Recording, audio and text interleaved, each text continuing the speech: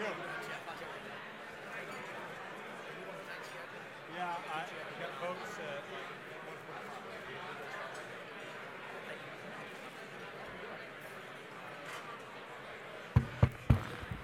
All right, everybody, we're going to call this wonderful plenary session to order. I know that everybody is in the middle of their meal, but if I could ask you to sit. We have a number of distinguished guests with us today. And so I say once again, good afternoon, mayors. You know, the Conference of Mayors works very hard to find solutions to very tough problems. Our first speaker is someone who has done the same thing during his time in both the House of Representatives and the Senate. The last plenary session ended with Marian Wright Edelman sending out a clarion call and spoke with truth and spoke with humility. I'm going to venture a guess that she's a Democrat. But as you know, the mayors pride themselves on being a bipartisan organization. And we have had a number of very prominent Republican speakers with us, Senator Cornyn being one of them this morning. The next gentleman, in my opinion, fits the mold of speaking the truth and doing it in humility. The Civil Rights Movement tells us speak truth to power. The good book tells us speak truth in love, but speak the truth. And Senator Flake has always been a voice for the people of his state, putting politics or partisan agendas aside. He is leading a bipartisan group of senators right now to address some of our most pressing priority, and that's protecting the Dreamers. He has been a beacon of hope and a beacon of courage for the United States of America in a very, very difficult time, talking about the fact that there is right and wrong, and there is truth and there is falsehood. And I couldn't think of anybody better to speak to us today than Senator Jeff Flake from the great state of Arizona. So please help me in welcoming today, Senator Flake.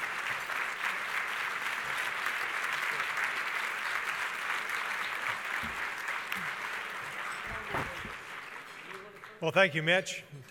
I was always told that in the House that the best thing about the Senate is you could speak as long as you want to without anybody giving you the hook. I'm not going to test that proposition today. But we have votes coming up at 1:45, so I'll try to be as brief as I can. But I just want to thank you for being here, and thank you for the message that you're bringing to the federal government. Thank you for what you do. As you know, I'm going to get on a plane hopefully in a couple of hours to get back to Arizona. I didn't get there last weekend. I was telling our mayor, John Giles, just a few minutes ago that in the 17 years I've been in Washington, I think I've had to spend only 6 Sundays in Washington. That we usually able to get home. I have 5 children, only one of whom is still there, so try to get home on the weekend. But anyway, it's important that we do, and it's important that you're here to talk about what the federal government needs to do on a couple of issues. One being one that we're dealing with right now, and that's DACA. I know that you deal with the issue. You deal with it in ways that federal legislators simply don't. Let me just talk a little about Arizona.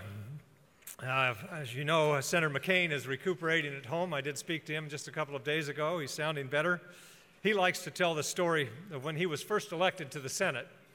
He said there's a woman, Marcel Peters, in Chandler. She was a Republican volunteer. We all still know Marcel. And as soon as he was elected to the Senate, one of the first calls he got was from Marcel Peters. She said, "Hey, I have an issue with the garbage collection schedule in Chandler. Can you do anything about it?" He said, "Well, I don't know why you don't call the mayor, call the city council on this issue." She said, "No, they're much more important than that. They have too much time, or they don't have enough time." So anyway, he learned pretty quick where the real action is and what needs to be done. I've always thought that there is no legislative experience that can compare to solving problems on a daily basis, which is what you do. Your agenda for America reflects this focus, ensuring safety and security of communities, fixing crumbling infrastructure, expanding workforce, increasing opportunities for all citizens, and achieving objectives like that just doesn't leave any room for partisan bickering. And that's what I'd like to talk to you for a few minutes about. I grew up in the town of Snowflake, Arizona. It was true.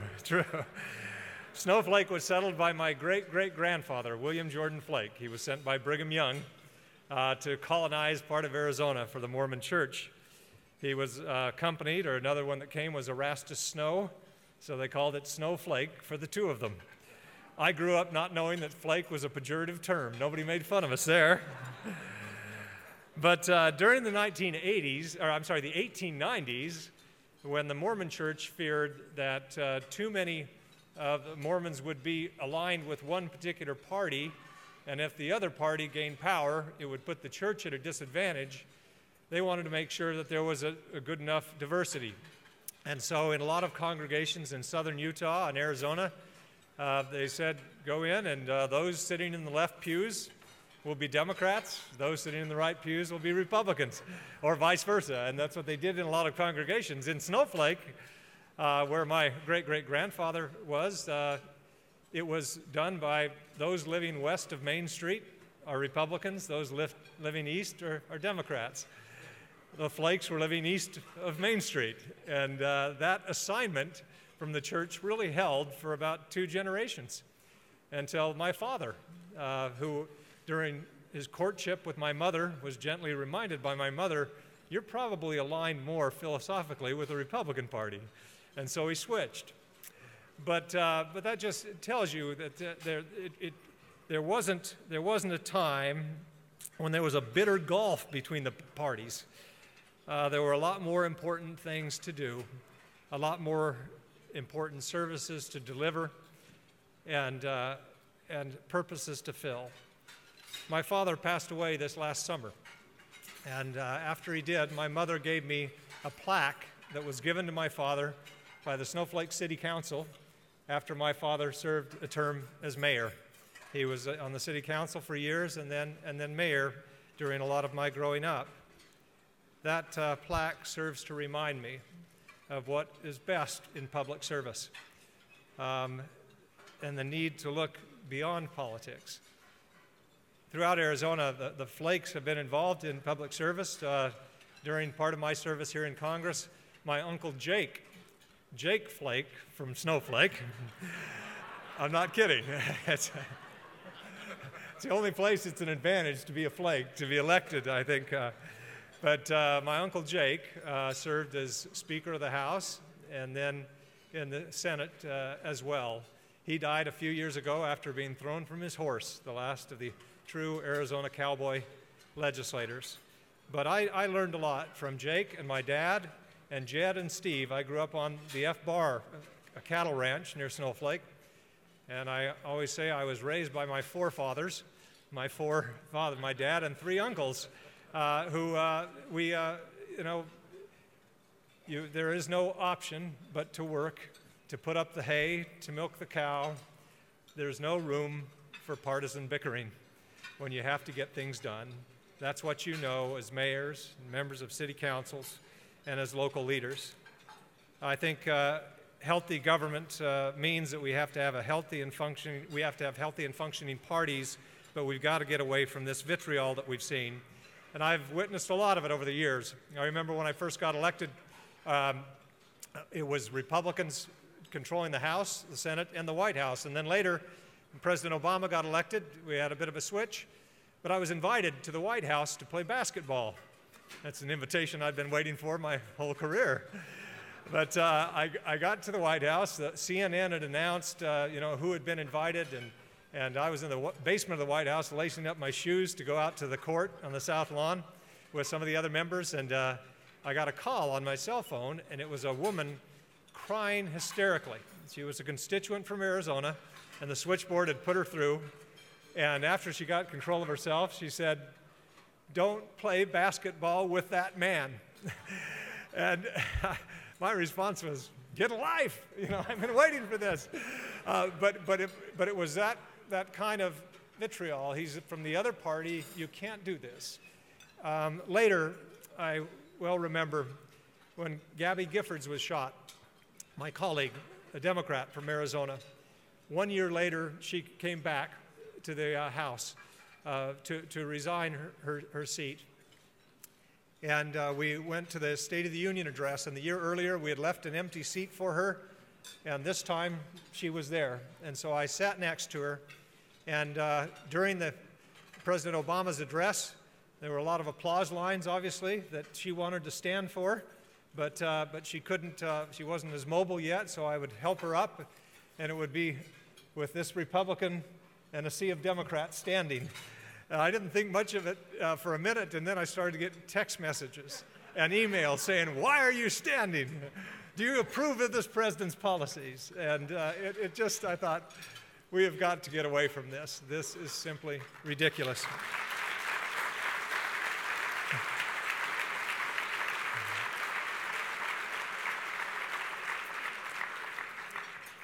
We've seen a lot of that this week with the government shutdown. If there's ever an indication that we aren't getting along well, is that we shut the government down and can't reach a bipartisan solution. So the time was spent this weekend, myself and Lindsey Graham and a few others, doing shuttle diplomacy between the leaders' offices, trying to get them to talk and get them to open the government back up. But we did it, and it was partly due to a big bipartisan group, the Common Sense Coalition. We met a number of times, passed around the talking stick you've probably heard about to try to keep some order to it. But I thought after the government was opened back up and we went out for a press conference, I thought, how silly is this that we're patting ourselves on the back for opening the government up for another 3 weeks, at which time we may have another showdown like this. But I hope that we can get beyond it. In my time in Congress, I've tried to work across the aisle, like right now with Senator Kaine, to do a bipartisan AUMF, or authorization for use of military force, to make sure that Congress is heard. I worked with President Obama to restore diplomatic relations with Cuba, and traveled there, the only Republican on Air Force One to do that at that point.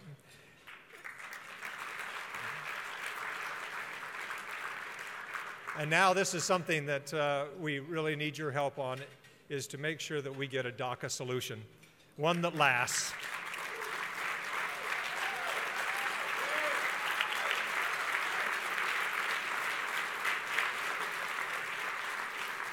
If there was anything good that came out of this short shutdown, it was a firm commitment on the majority leader's part to bring a bill to the floor to start the immigration discussion regardless of where the White House is.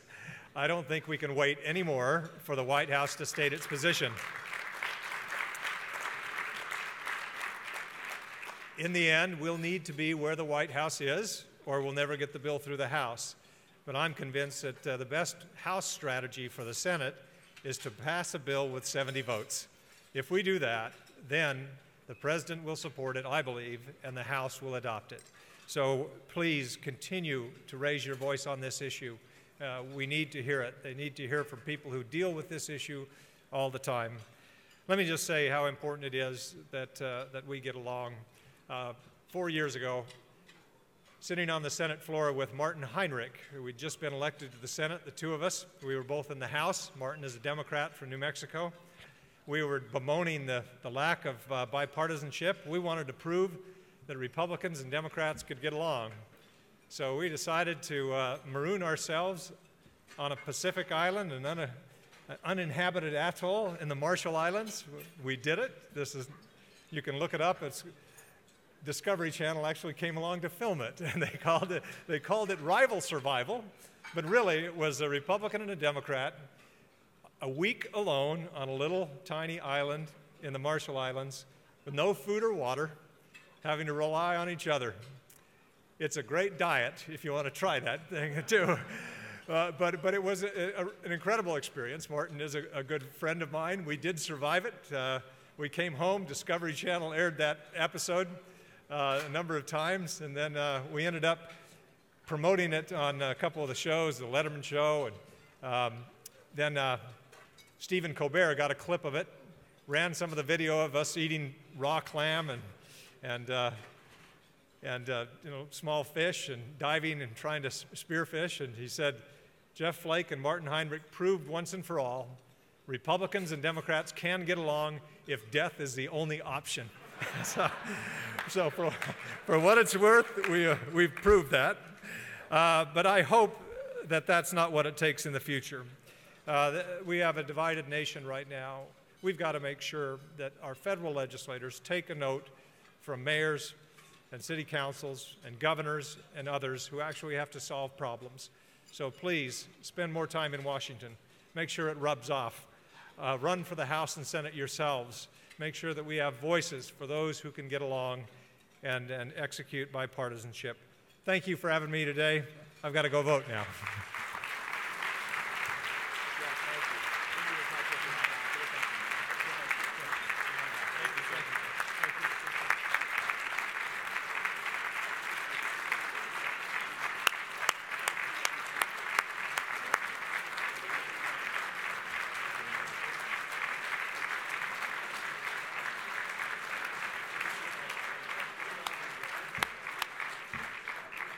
Senator, thank you very much. I think you all will agree with me that when you saw Miss Edelman this morning, you saw goodness incarnate, and you just witnessed it again.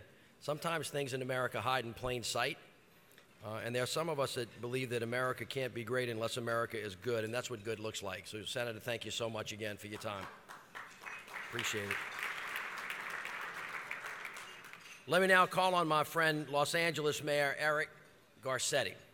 Eric has helped lead several important issues for the conference as the chair of one of the most important issues facing the country, our infrastructure task force and the Latino Alliance.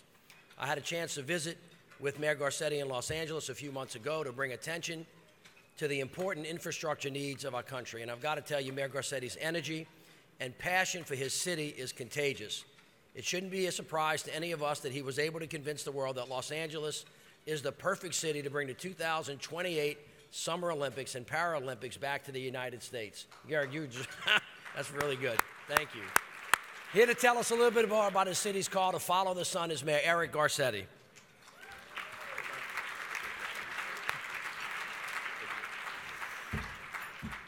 Well, good afternoon. Hello, everyone. And I know I speak for everybody when I say thank you to our president, to Mitch Landrieu, for the integrity he has shown, for the fight that he has exhibited, and for the friendship that he has so generously shared with us. Let's give him another round of applause and thank him, our president. Thank you. And I know Senator Flake is already on the run. I warned him that he might have had a big family in Arizona. My grandmother was one of 18 children to the same two parents growing up in a small mining town in Arizona called Superior. So we're going to compare notes later about who had the bigger family. But I am so pleased that he was here to show us what integrity looks like. It takes more courage than ever to show integrity, and thank you, Senator, for demonstrating this. I love coming to this conference, I think, like all of you. I love being with each and every one of you because it's a chance for us to see how we are delivering on America's most pressing challenges, one town, one city at a time. And as we've been saying up here, we have to deliver. Mayors can't shut things down. More than that, we don't know how to just keep them going. We know how to light them up. And thank you to all the mayors for the loyalty we have shown to each other just over the last couple days in an attack on one of us being an attack on all of us. But mayors, we know, do more than deliver services. We also reflect the values of this country. And we demonstrate that this country is still interested in and can progress forward. This week, we're excited about Washington taking up infrastructure, but it's not a new conversation for us. In fact, the night that we elected a new president, cities across the country passed $230 billion, that's with a B, of infrastructure initiatives in our localities. And Washington, some rumors are, is only going to start with $200 billion. We think that they should go big, or as our president has said, go home. Step up and answer our call. And we're not going backwards. We see in cities when we don't see leadership here in Washington, for instance, when the White House withdrew from the Paris Climate Accords, and I want to thank you as chair of Climate Mayors, we were up to 391 cities that said, it doesn't matter, we're going to implement it in our town or our city as well. And we're moving forward, we don't go backwards, and we stand united as well. And I want to thank everybody who just was Mayors Tate and Alorsa and me to say that we are standing up for our dreamers and for our immigrants in the smallest towns and the biggest cities, because we know that has been the chapter of our past and needs to be a brave chapter of our future. But I'm not talking to you today about infrastructure, climate, immigration. I was given the chance to address everyone, and I decided that there was one topic that in my mind was the most pressing topic of the year. And I wanted to speak to it both as a mayor and as a man, and that's gender equality. I wanted to make sure that I could stand up here on the shoulders of our sister mayors who had an amazing conversation up here that I know some folks missed. You should check it out if you did miss it yesterday, to add to that dialogue and take that one step further. You see, this is not just a moment, this is a movement.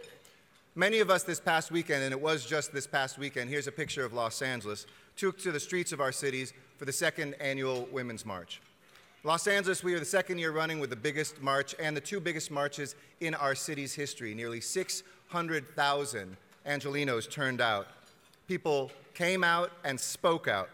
And I'm proud of the leadership coming out of my city, not just the bodies that were out there, but that it came in many ways from brave women who spoke up after years of silence or of speaking out in the past and being driven back into the darkness. And I'm not just talking about movie stars. I'm talking about Juana Malata, who is one of the Time Magazine Women of the Year, a hotel worker in Long Beach, California, who spoke up about the sexual harassment she faced on the job. Why is this important to us? Well, it's important, of course, on moral grounds, but it is important on practical grounds. We know that if we leave half of our populations behind, just as our defense of immigrants is based on, that we won't be prosperous, as safe, and as forward-looking as we can be. And mayors across the country are doing extraordinary work. In Nashville, Mayor Berry created a gender equity council to make data-driven recommendations for change. Marty Walsh in Boston signed his city's first parental leave policy. In the Bay Area, Mayor Schaaf and the great late Mayor Ed Lee, and thank you so much to Willie Brown, the dean of most of us in California and many of us in the country, for being here. They together had a handbook to accelerate gender equity. So in the last couple minutes, let me run through 4 steps you can do in your city to achieve greater equity. And let me say off the bat, LA isn't perfect. No city is. But we started this 4.5 years ago when I became mayor, to turn something like gender not into a segregated issue area, but a universal value that we expect all of our leaders in our city to step up and do something about. Like many of you, I'm a very data-driven person. When I approach governing, I wanted to make sure that we integrate this and measure it, because we all know you can't manage what you don't measure. So let me ask you 3 quick questions. See if you know the answers to it. You don't have to shout out. What percentage of your general managers or chiefs or commissioners, whatever you call them, your appointments, are women? What percentage of your city contracts today go to women-owned businesses?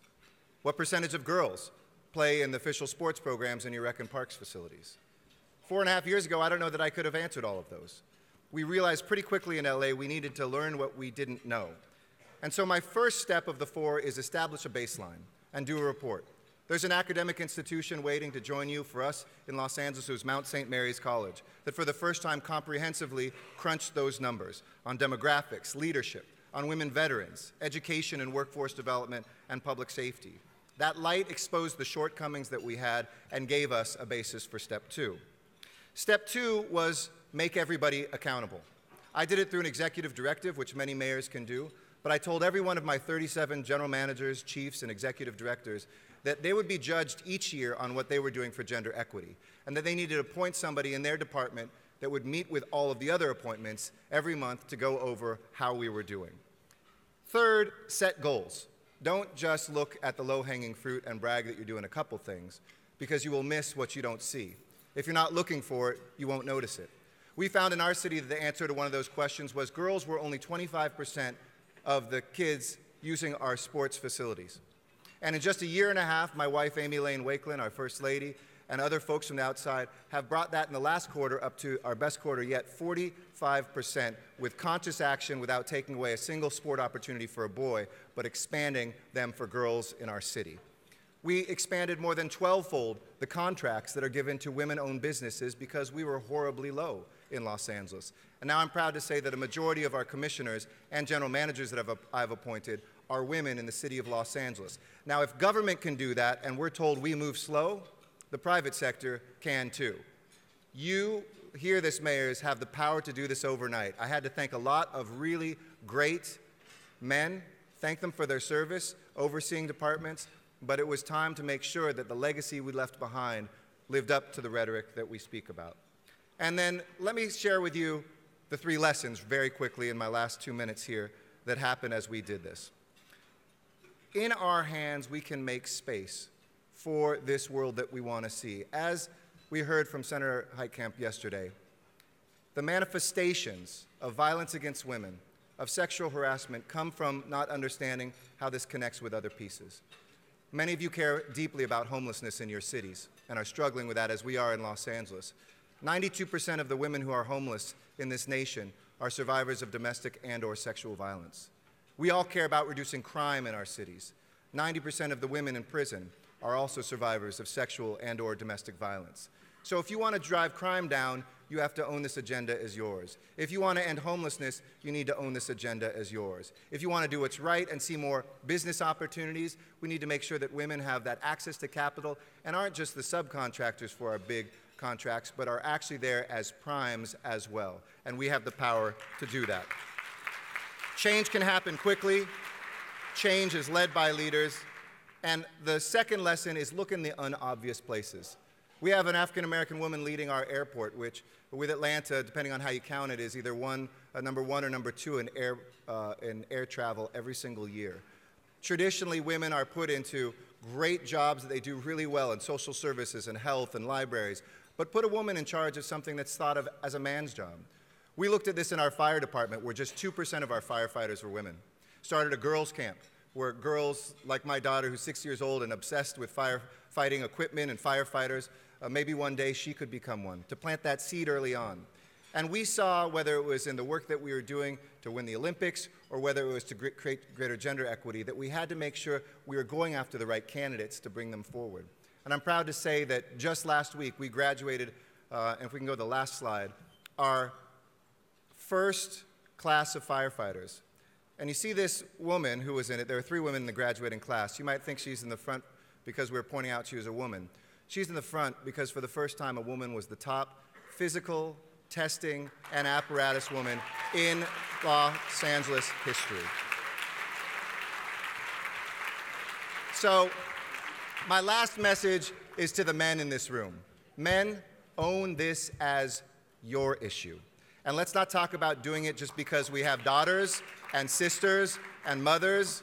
Who doesn't come from a mother? Do it because we know our cities will be more prosperous when we, as leaders, step up. This is the year to do it.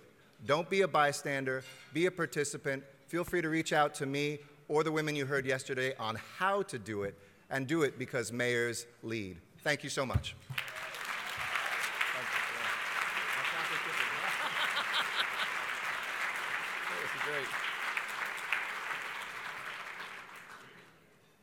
Right in front of your eyes. This morning you saw leadership in truth. This afternoon you saw leadership in courage, and you just saw what leadership looks like from somebody who deals in facts, competence, and creativity. Eric, thank you so very much. It was beautiful. It is now my pleasure to introduce our friend Susan Neely, President and CEO of the American Beverage Association and President of the Board of Directors of the American Beverage Foundation for a Healthy America. Susan is here to announce the winners of the 2018 Childhood Obesity Prevention Awards. Over the last 5 years, this partnership has allowed the U.S. Conference of Mayors to award more than $2 million in grants to cities large and small. Today, another 6 cities will share a total of $445,000 in grants to support programs addressing childhood obesity and its epidemic in American cities. Today's grants bring our 6-year grand total to $2.67 million. And go ahead, Bob, you can start that. Thank you, Mayor. In 2016, New Orleans was honored to receive the first place Child Obesity Prevention Award with $150,000 in funding to launch our Fit NOLA initiative in our public schools. I want to thank the American Beverage Foundation for a Healthy America for your continued support. We look forward to continuing this successful partnership. And now, on to the awards. Please help me welcome Susan.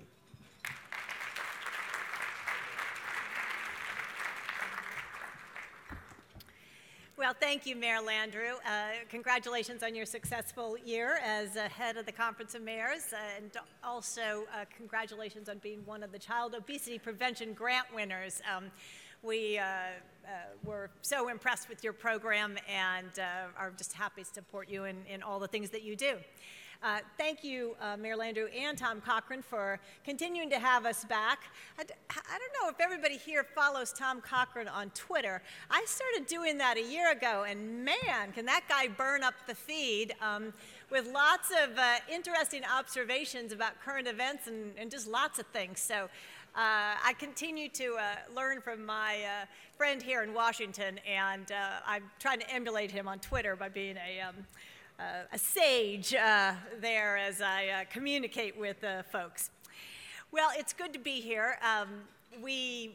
This is, as Mayor Landrieu said, our 6th year sponsoring this program, and it's been a great honor and privilege for the beverage industry and for our foundation. I said we don't always do everything right, but we smartly got a great group of former mayors who've all been leaders in this organization to tell us how to be good partners with this organization. And you don't want to be the corporate or business suits who mean well but don't get it right. And I think thanks to our Mayor's Roundtable, we feel like we've been able to make a difference for all of you in your communities. And I just want to recognize the Mayor's Roundtable: Manny Diaz, Doug Palmer, Wellington Webb, Shirley Franklin, and I think Ron Dellums is part of that too. He's under the weather today, but the other mayors are here, and we appreciate your good counsel to us.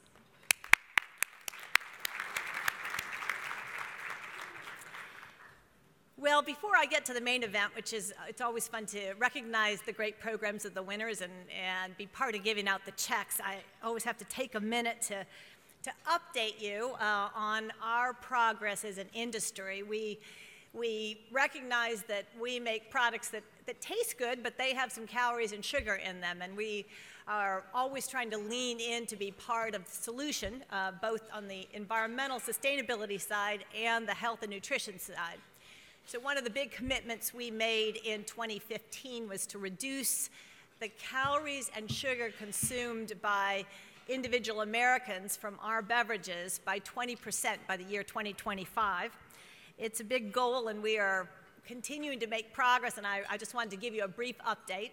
I think one of the significant things about the commitment is that you have 3 ferocious competitors, Coke, Dr. Pepper, and Pepsi, who united around this goal and said, all right, we're going to, in our own businesses, in our own business strategies, figure out how we can continue to be a productive, growing business, but offer people and sell people more things that have less calories. And there's really a lot going on. For the moms in the room, you may have seen some of our commercials in the last year. We talk to dads too, but moms are kind of the gatekeeper to the family in terms of decision making around what food and beverage goes on the table. And we've had a campaign that is very forthright in asserting that we've committed to support their efforts to reduce sugar in the family's diet and showcase some of the choices we have. And we, in this last year alone, reached 18 million moms with that message. We're not just talking the talk or talking about marketing speak. We're really trying to provide more choices and encourage people, moms and families and all of us, to look at the options that have less sugar. And we do that by using our main levers for influence: our marketing, our distribution, and our innovation. So if you compare the beverage aisle of 10 years ago to today, the amount of innovation filling the shelves is staggering. Our industry has evolved over the last decade to keep up with all of our changing tastes as consumers. And since 2000, Americans have reduced their consumption of sugar from carbonated soft drinks by 31% per person per day. In part, that progress is a result of all the new choices we have, from enhanced waters to ready-to-drink teas and coffees to juices and dairy-based products. And in fact, 48% of everything that is purchased of non-alcoholic beverages today have no sugar in it.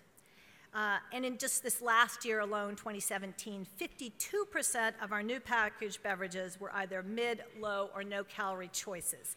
So it all begins by giving you all more things to choose from that you like to drink that don't have any calories or have very few calories. Just this month, the Coca-Cola Company introduced 4 new flavors of Diet Coke, including Feisty Cherry and Zesty Blood Orange. Also in January, PepsiCo introduced Mountain Dew Ice, which is a carbonated beverage with a splash of juice and only 100 calories per 12 ounces. And Dr. Pepper's Bai is the fastest growing brand in the enhanced flavored water calorie, which offers just 1 gram of sugar and 5 calories per serving. That, along with all the smaller packages you see out there of the mini cans that are a big area of growth for us, are just some of the ways. This isn't a commercial, it's just saying we really mean it. We're putting these big brands on our offerings with less sugar or no sugar and trying to give you more choices to reduce your calories. We also have our balance what you eat, drink, and do signs everywhere. That's a little nudge to the consumer to say, think about the calories. If you look at any bottle or can, you'll see how many calories are in it, so that helps you choose properly. And just some of the ways, I could go on and on when you're talking about these big businesses and that we're making progress to meet our goal of helping take sugar out of the American diet. There's a lot of mayors in the room who have won the childhood obesity prevention grants or are working with us in different ways. Mayor Ginther of Columbus launched Balanced Calories Columbus this past year, and we're open to chatting. I got to chat with some of the mayors this morning, some of you here, on how we can do similar things to support you in your efforts to have healthier communities. So that's my report. Thank you for your attention on that. I like talking about what we're doing that I think is pretty cutting edge and a little different. But now on to the important work here of announcing who the winners are. As Mayor Landrieu said, this program has awarded over $2.2 million in grants to 28 cities, representing every region of the country. And this year, we are pleased to award another $445,000 in grants. So we're going to start with the 2018 Childhood Obesity Prevention Award winners, the winners for outstanding achievement. Each of these award winners will take home a $25,000 grant for their program, and I will recognize each mayor and ask them to stand as I call their name. So in the small city category, outstanding achievement recognition goes to Port Arthur, Texas Mayor Derek Freeman for the Fit, Commit, Catch program. This program educates students in 4 areas scientifically proven to be an effective way to increase children's health, including physical education, nutrition, academics, and family and community. Congratulations.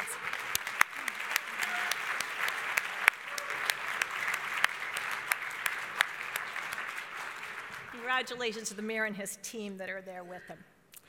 In the medium city category, recognized for outstanding achievement is Providence, Rhode Island Mayor Jorge Elorza for his Eat, Play, Learn PVD initiative.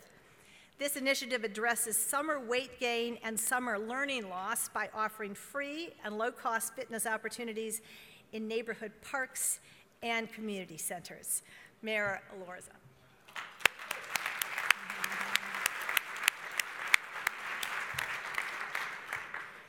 Congratulations to you. In the large city category, recognized for outstanding achievement is Houston, Texas Mayor Sylvester Turner for his Get Moving Houston Farmers Market program, which addresses food insecurity and lessens the impact of diet-related chronic diseases in Houston by introducing locally sourced produce and nutrition education to food deserts. Mayor Turner.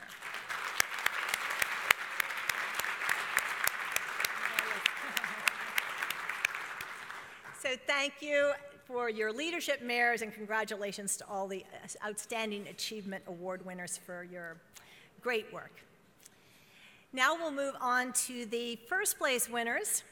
Our top award in the small city category goes to Paris, California Mayor Michael Vargas for his Green City Farm Healthiest Cities and Counties Challenge program. Let's take a look.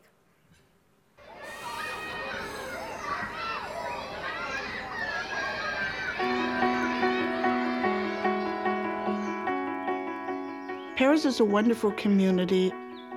We have a young community, and we're teaching people to live healthy lifestyles.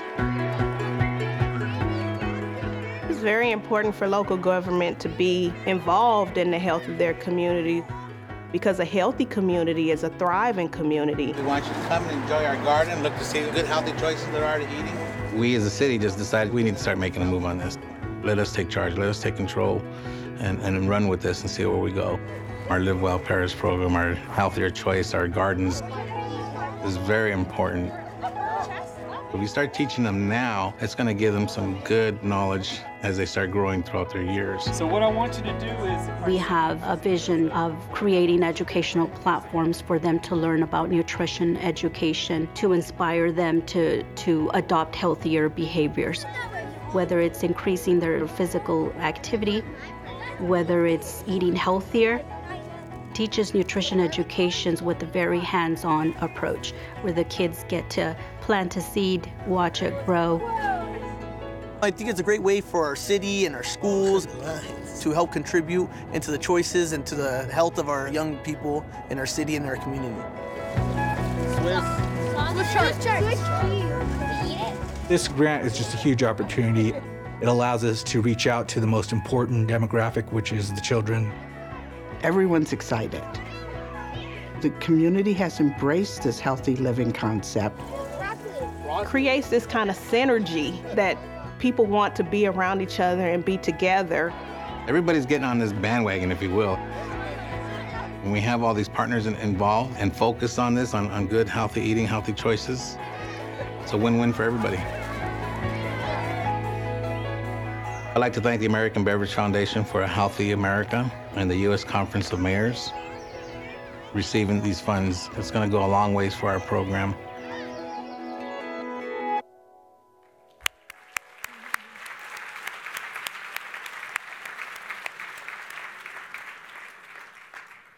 Mayor Vargas, did you want to come up and take your hand?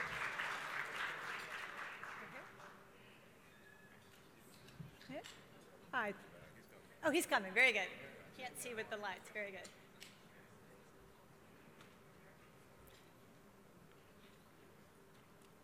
As he's coming up, I will. I talked with the mayor and his team before the luncheon, and they said this grant was really, they had this program in a development stage for a while, and this grant really allowed them to launch it, and hopefully it will turn into good leverage for you. So, Mayor Vargas, congratulations. Thank you very much.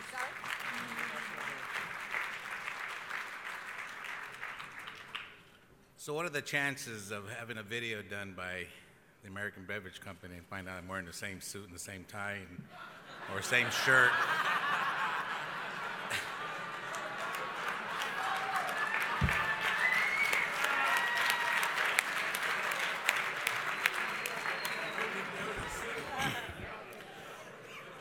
You're right. No one probably would have noticed. My table did notice. They did say it is a different tie, so...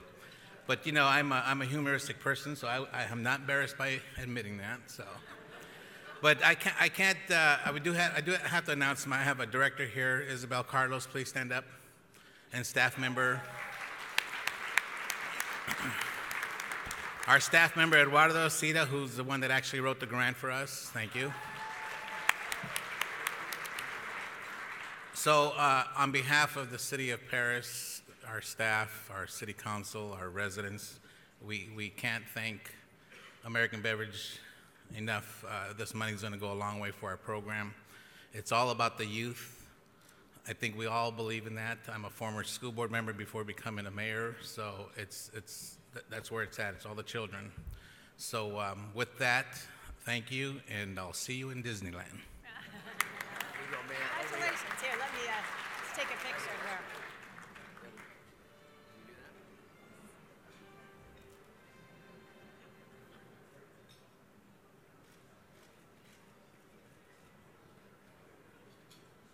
Thank you. Thank you. Congratulations. It's great to see you. Thank you so Congratulations.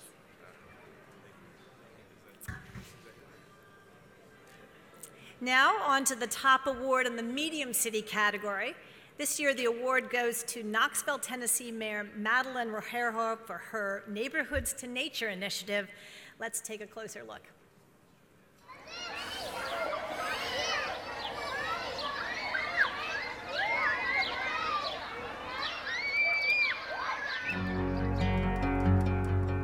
We were all inspired by First Lady Michelle Obama's Let's Move initiative. It was a way to get our kids out and exercising. So we wanted to create opportunities right here at home. Why do you like to go out and run? Our Neighborhoods to Nature program will really focus on children who have less access to nature and recreational opportunities. So we're coming out to them. We have a 1,000-acre urban wilderness, 95 city parks, and we really wanted to get kids out and experiencing nature. Neighborhoods to Nature really wants to focus on getting kids outside in their own neighborhood in the parks that we have. We'll focus on 4 low-income communities. We will take recreational equipment and teach people how to use them, and also give them food demonstrations to help them have healthy eating habits. Ready? People were excited to have easy access to parks and to nature. We will invite out the families to come. We'll have activities there for them. So we'll have the camaraderie of a neighborhood, recreation, and healthy foods. Neighborhoods to Nature is really looking at a holistic point of view of getting people as healthy as we can, making sure that we're healthy in a sustainable community. Our whole goal is to create a great city for our kids to grow up in, where they will thrive.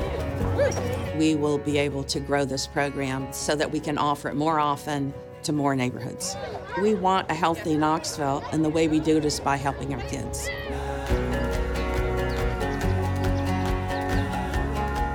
Thank you to the American Beverage Foundation for Healthy America and to the U.S. Conference of Mayors. This grant will allow us to bring more neighborhoods to nature and connect families with the healthy lives that await them literally out their front door.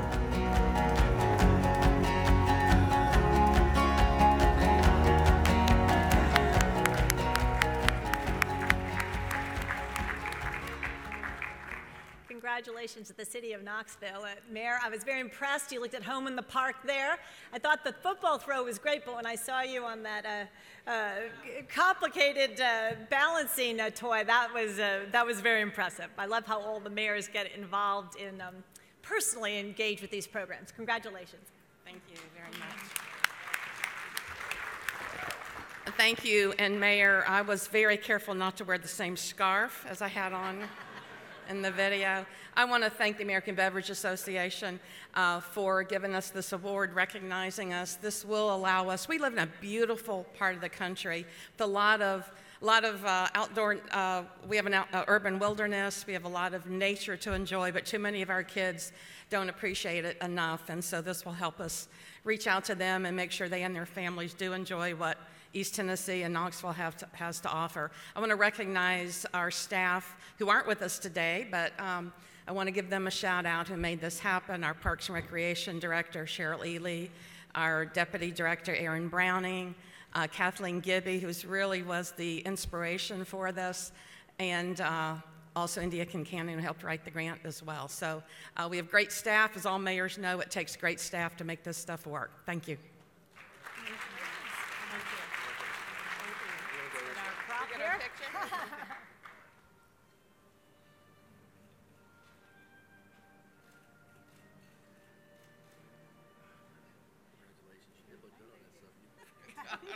You look like you're enjoying yourself.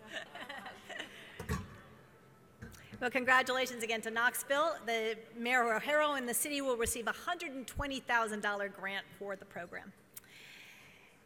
And finally, on to our top award in the large city category, which goes to Boston, Massachusetts Mayor Martin Walsh for his Boss Food Love program. We hope you'll enjoy the short video on this program.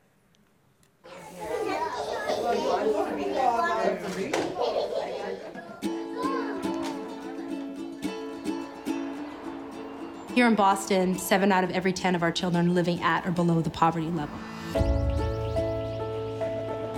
We wanted to not only have kids have access to great food, but that the food is wonderful and that the food is great tasting and it's something that will impact students.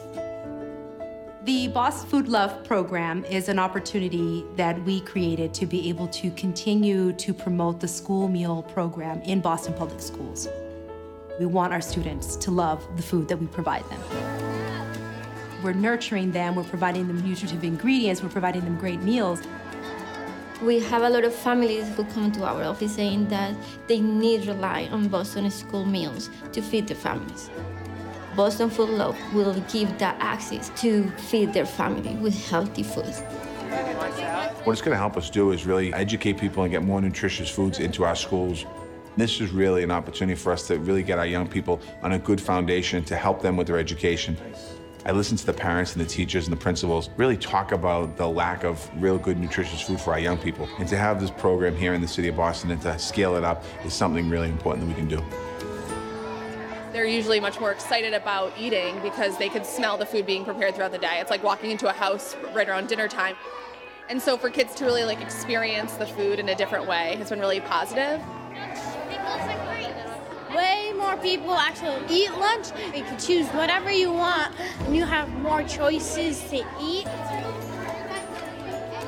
City of Boston is prepared to support our program to be able to say that it's not only going to impact this particular school, but we want it to impact district-wide, that we're thinking about the health and wealth of all of our children. I want to thank the American Beverage Foundation for Healthy America and the U.S. Conference of Mayors for this recognition.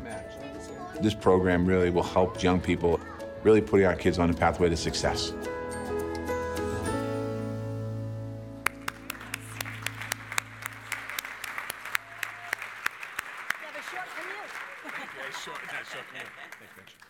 Thank you very much. I want to thank the American Beverage Foundation for this recognition. It's incredible. I want to thank the U.S. Conference of Mayors as well, and all of you mayors who are doing healthy foods in our schools around America, so thank you for that. But I really have to give a lot of credit to the City of Boston's Office of Food Initiative and the Boston Public Schools for working on the issue of making sure we bring healthy food into all of our schools in the City of Boston. And I want to, again, thank everyone who had something to do with today, and enjoy the day.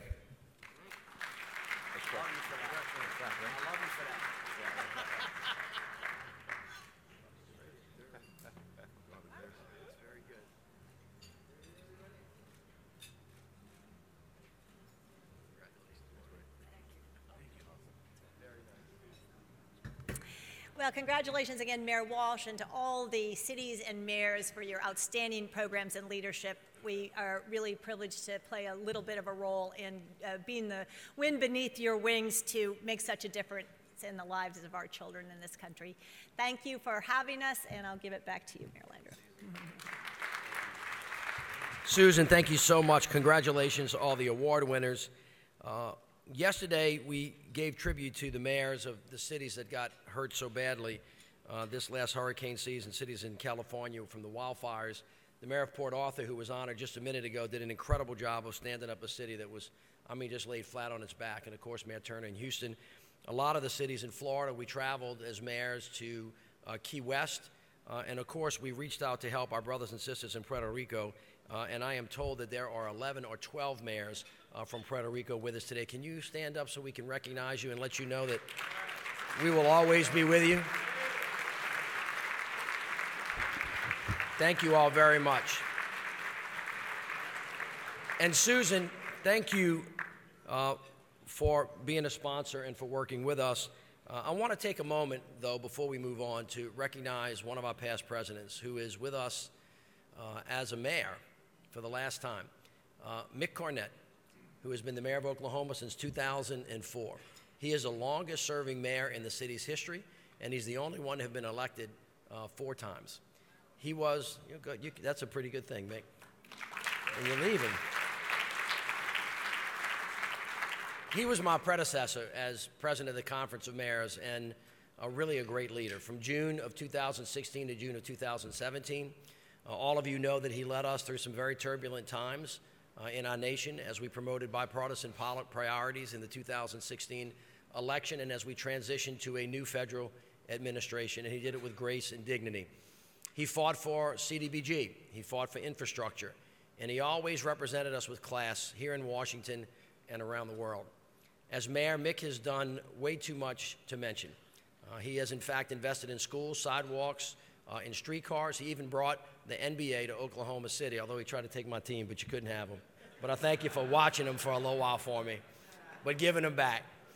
He put his city on a diet to lose 1 million pounds and then change the city's infrastructure to encourage a healthier, more active lifestyle for its residents. He has decided not to seek re-election for mayor and has instead chosen to seek what some might call higher office.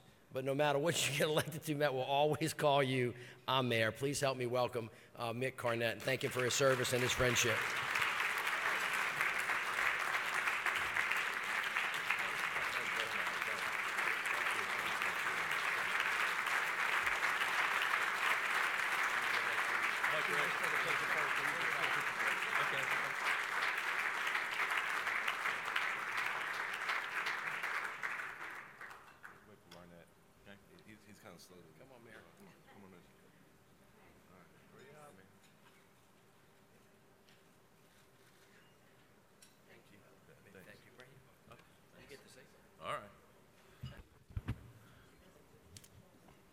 Well, thank you very much. When you stood up, I assumed you were all leaving, so I was actually relieved when you sat back down. I thought I might have a moment to say thank you, and not just thank you to the people in the room, but also thank you to the citizens of Oklahoma City who have been so supportive over the years. A quick story of how all this started. 20 years ago, I was a television news anchor who had just transferred over from the sports department and was still trying to figure out what I wanted to do with the rest of my life. And I went into my boss to tell her that I wanted to go cover the state legislature. And she listened, and then she said, I want you to go cover City Hall. And I thought I was being punished. I didn't really understand why. I didn't know where City Hall was. So I said, okay, like you're supposed to. When the boss says to do something, you do it. And anyway, her making me do that changed my life, because in that first council meeting, I went down to City Hall and realized the relevance of what took place inside that building. They were talking about, speed limits on a street, and I would think to myself, well, I've been on that street. They were talking about how we were failing to pick up enough stray animals, and I remembered I'd seen a stray dog that morning. And all of a sudden, the work that they did seemed so relevant to the life of the people of the city.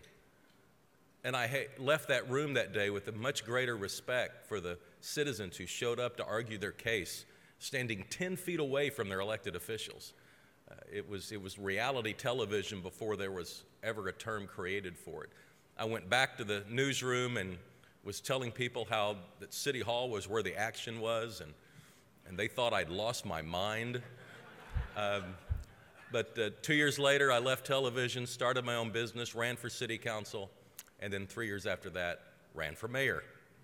And when I came to my first conference of mayors, I realized I was in a room full of people who had that same inspiration for meeting people where they are and dealing with people's lives and trying to figure out how to make their lives a little easier and a little better, and perhaps a little better still for the next generation that would come. And I think it's that love for community that all of us in that room share, this room share, whether you're a mayor or a staff member or one of the private sector people who come in to help us be successful. We all share that common bond for trying to help families inside of communities reach their goals, be a part of the American dream.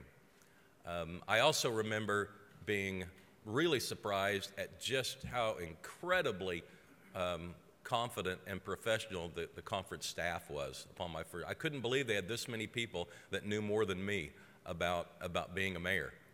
And so I really started to lean on them, especially Larry Jones and Crystal Swan in those early years, who helped me understand some things, taught me some things, led me to conversations that allowed me to learn even more about the areas that I was interested in. And all of that, I felt like I was just continuing to grow as a person and to be more effective back home. And then, of course, Tom, thank you so much for all the advice that you've given over the day. I mean, even today, and we had a meeting, and Tom said that something was like chicken on a June bug. And we all looked at each other and said, yeah, that's right. It's like chicken on a June bug.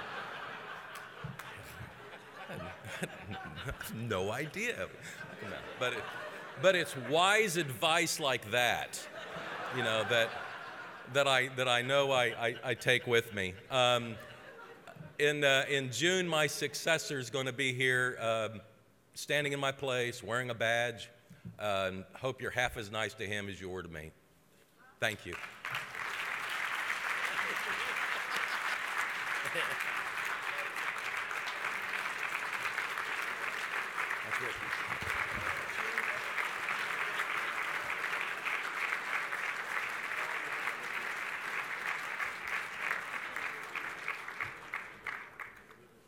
America, that's what leadership in grace and dignity looks like.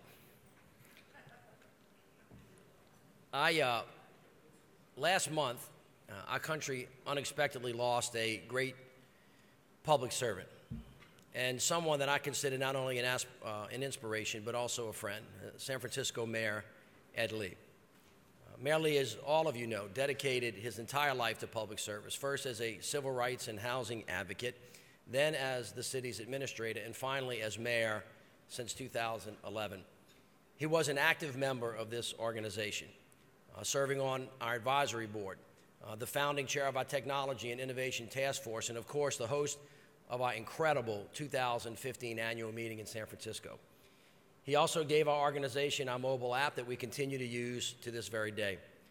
I want to acknowledge his daughter, Tanya Lee, who is with us today. Tanya, would you stand up so we can honor you and your father?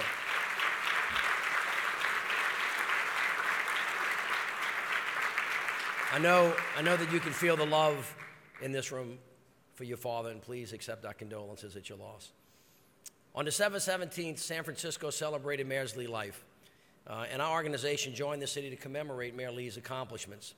The conference was well represented by our Vice President, Stephen Benjamin. Stephen, thank you for leading that. Denver Mayor Michael Hancock and David Burns of the conference staff who worked with Mayor Lee on the Technology and Innovation Task Force. During the celebration, former San Francisco Mayor Willie Brown, one of the great mayors in American history, delivered some remarks. And we are so pleased, Mayor Brown, that you have joined us today to once again celebrate Mayor Lee's life and legacy. Please help me welcome Mayor Willie Brown.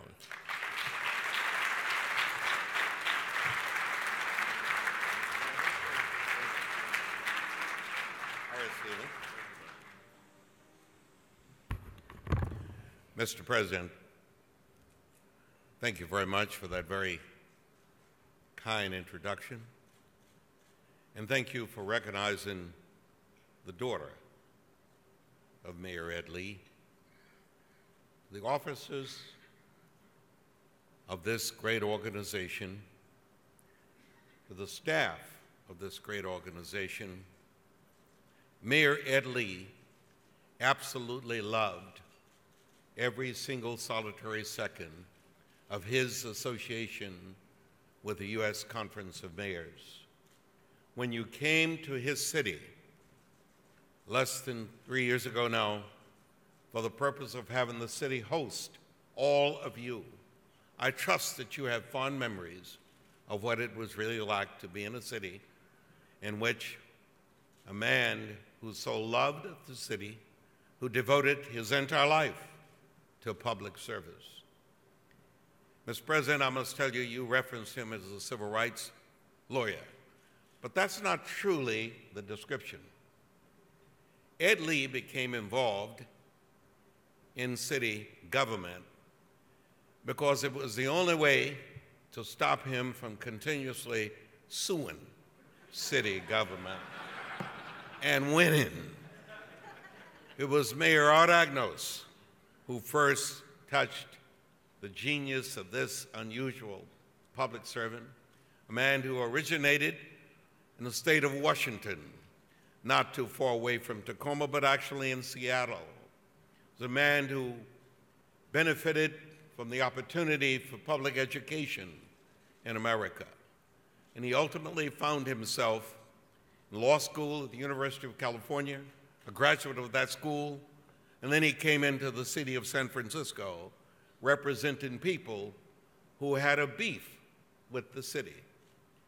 That beef with the city led to a series of lawsuits, and Ed Lee was the lead lawyer, whether it was integrating the San Francisco Fire Department, integrating the San Francisco Police Department, making sure access to housing on an equal basis was available to the people of San Francisco, in particular, the people of color.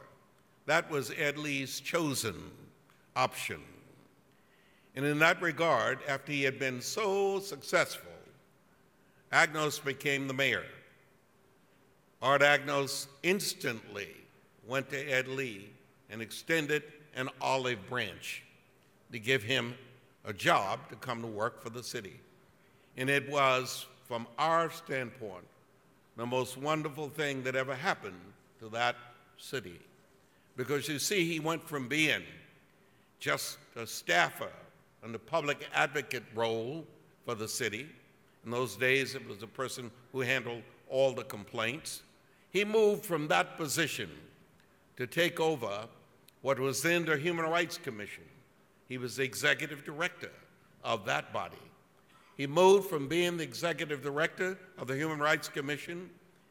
When I became the mayor, somebody told me about this young man who wanted desperately to be a basketball player, but his height, in some manner, adversely impacted upon his ability, and he could not come close to being successful at the three-point shot. But he really wanted another job in the city, and it was simple for me. I looked at all the credentials that this fabulous man had and said, you only have one more you need. You got to have an address in the city you want to work in. He lived in Oakland at the time.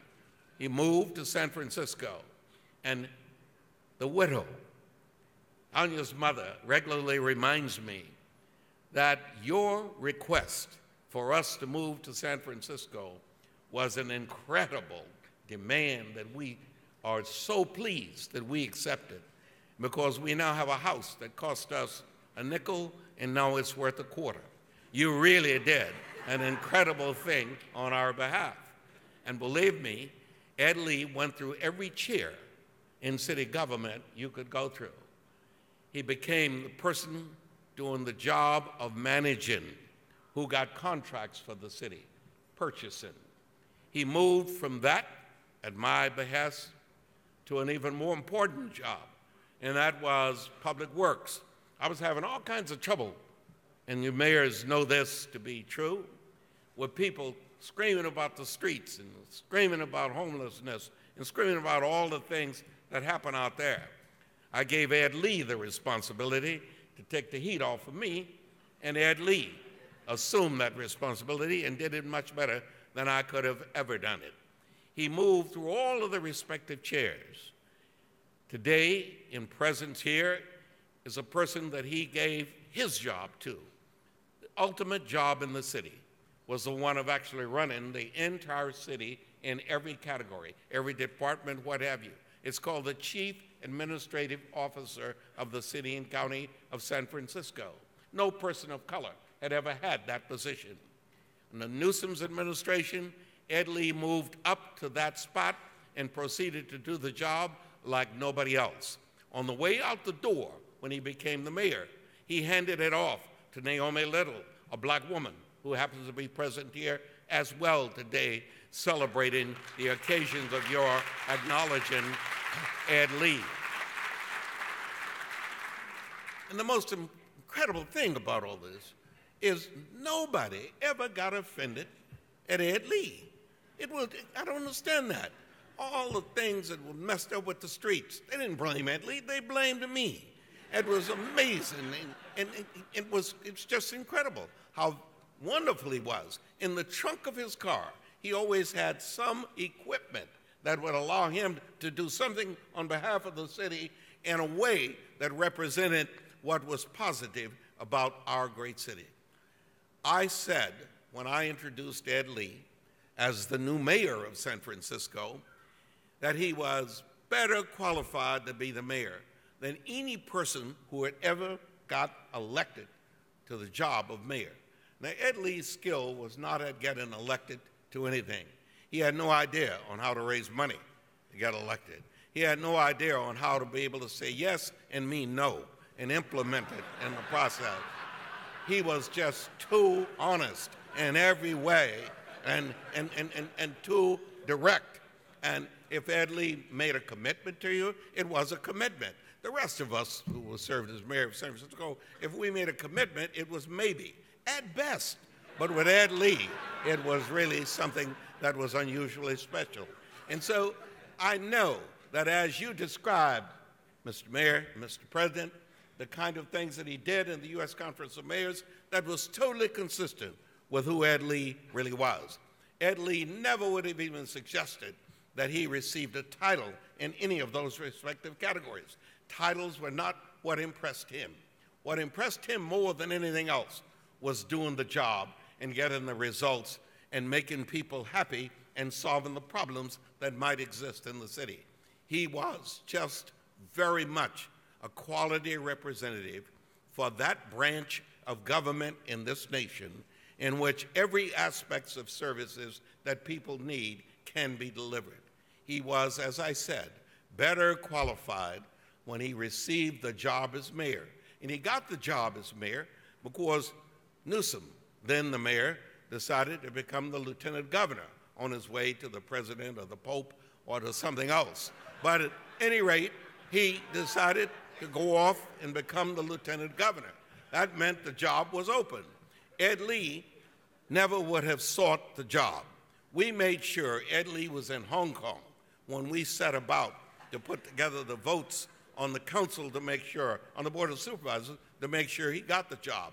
And we made sure nobody told him while he was in Hong Kong because he probably never would have come back. He had no interest in being the mayor at all. Fortunately for us, we got him back here. We had the council do its vote. He won. And from that point on, he said, I'm never going to run for mayor. And we, of course, said, yes, you are, one way or another. We didn't tell him that, but we talked to everybody else, including his family. And between us, we got him actually to run and seek re-election, and he won it handsomely. And so, in those rare cases when people hold office like each and every one of you, and as I did, we seldom, if ever, find anybody actually losing and dying in office. It's a rare occasion. And I, on behalf of the city and county of San Francisco, thank you for in the midst of all the challenges you face, you would pause and say to one of the most incredible, gifted, productive San Franciscans, a job well done, mister. We all in our city thank you for so acknowledging. Thank you.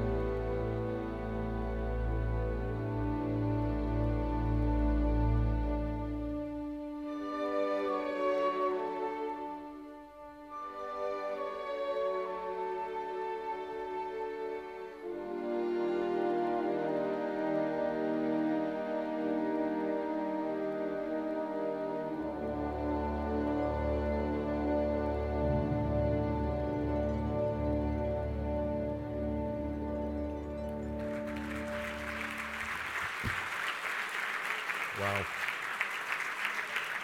Tanya, your daddy was a good man, and we're going to miss him.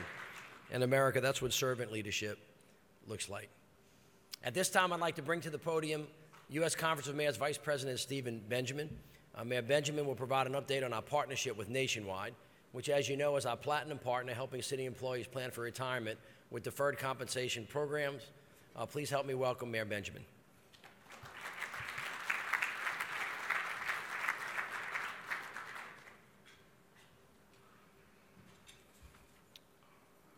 How do you put me on after Willie Brown talking about Ed Lee?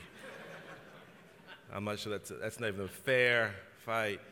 On behalf of, again, of all of our colleagues, it was an honor to represent the U.S. Conference of Mayors as we said goodbye to Ed Lee. And Mayor Brown, thank you for a wonderful tribute to Tanya and Brianna and Anita and Jamie, your spouse. Thank you so much. Thank you guys so much for being here. And we are proud, and I'm gonna cut down my prepared comments in the interest of time and efficiency. But the reason why we're so proud and thankful of this relationship we have with Nationwide, I think was exemplified in exactly what was just said about Ed Lee.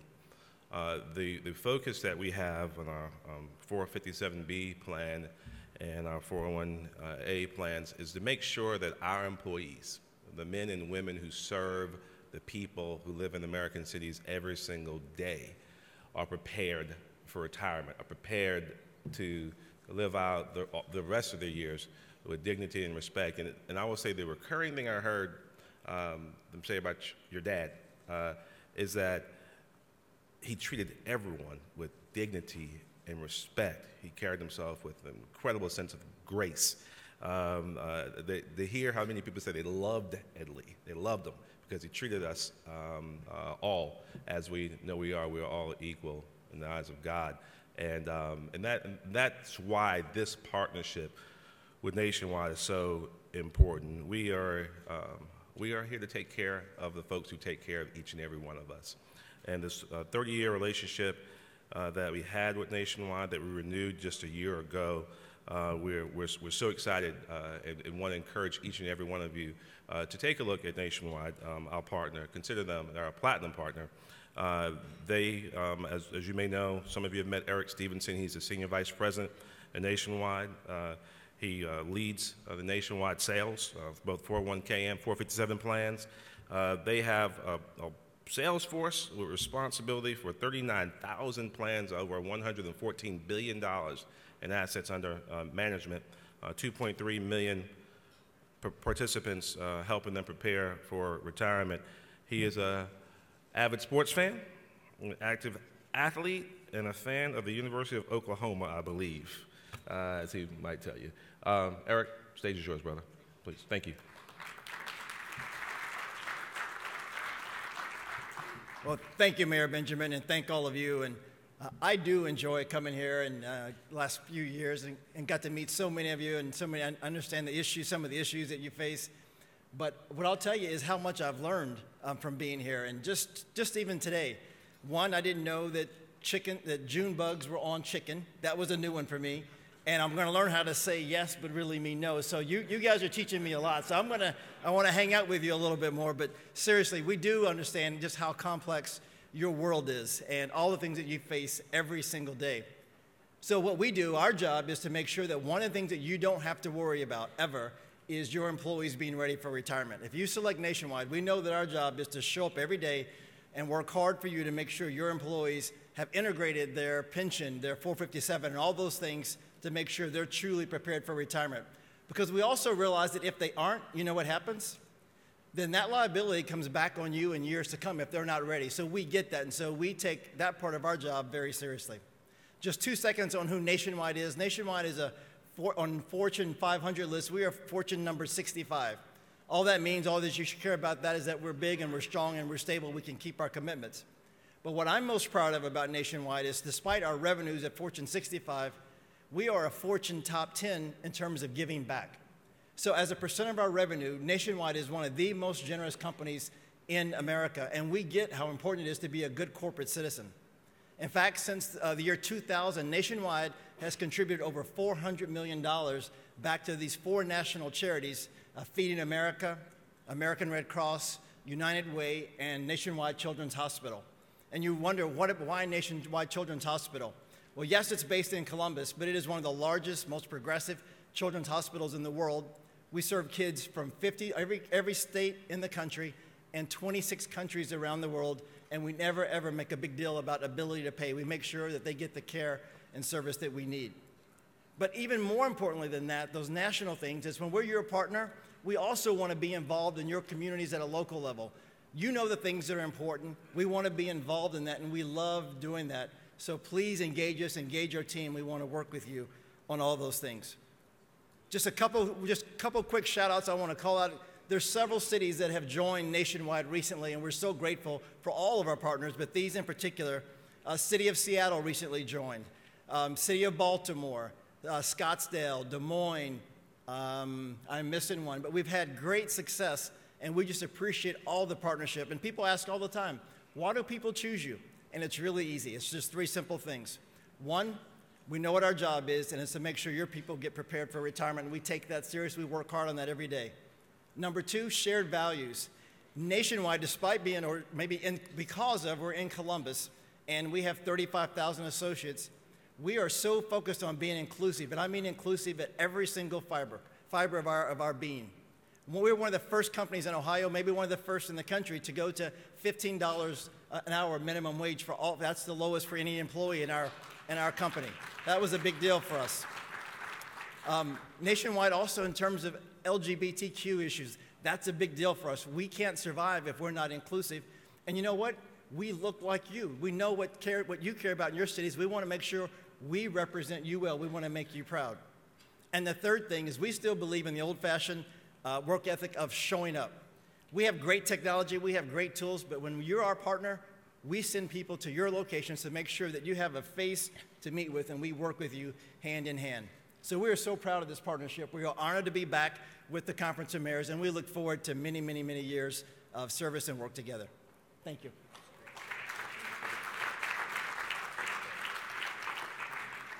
Eric, thank you. Let me now call on Marty Walsh, the great mayor of Boston.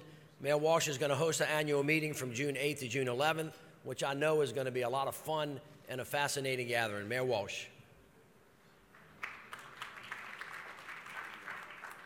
Video first.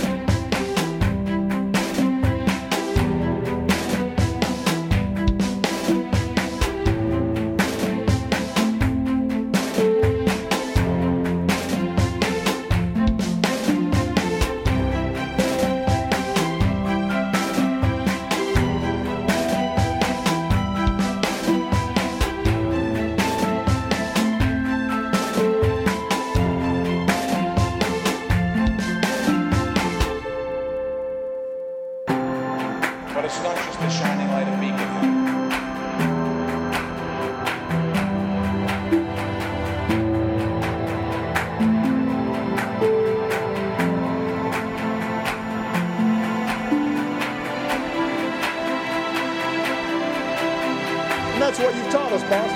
That's what you've reminded us, to persevere. Even when it hurts, we summon the strength that maybe we didn't even know we had, and we carry on. We finish the race.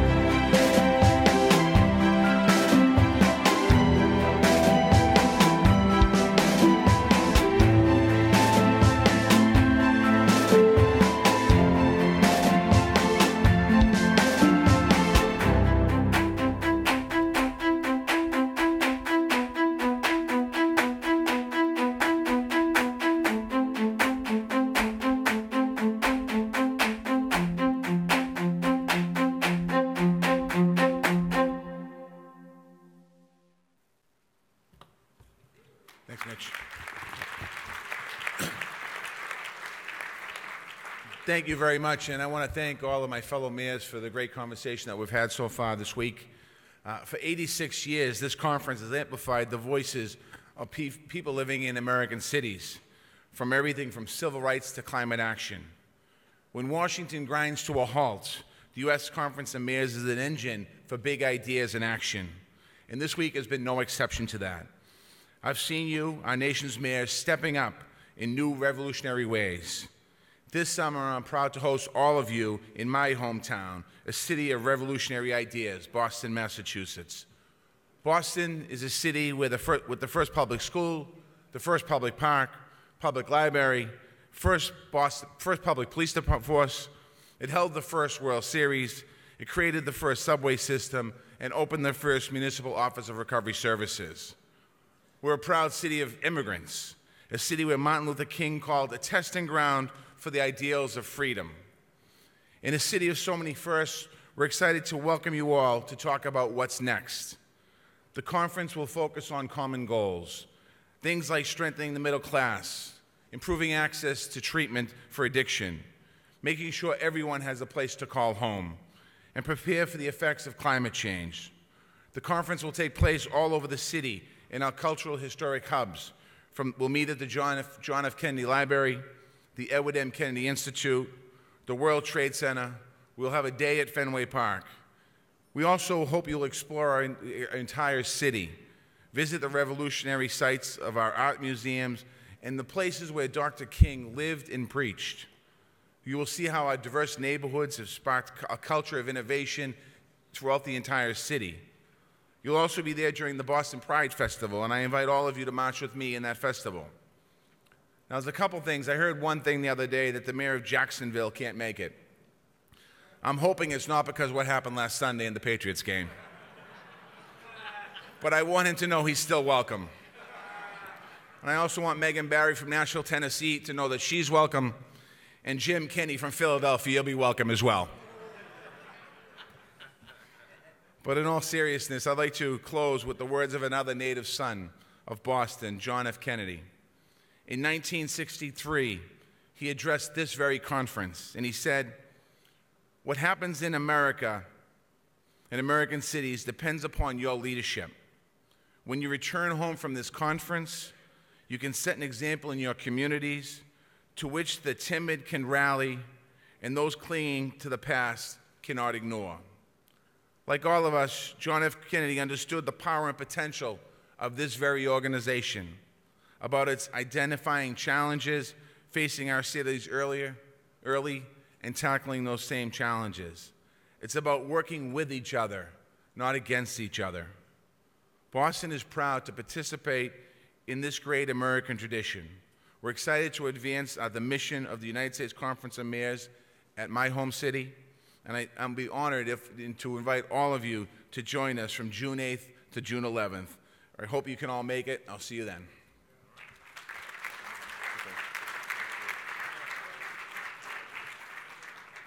All right. The best words of the day. This session is adjourned. Thank you all. Excellent.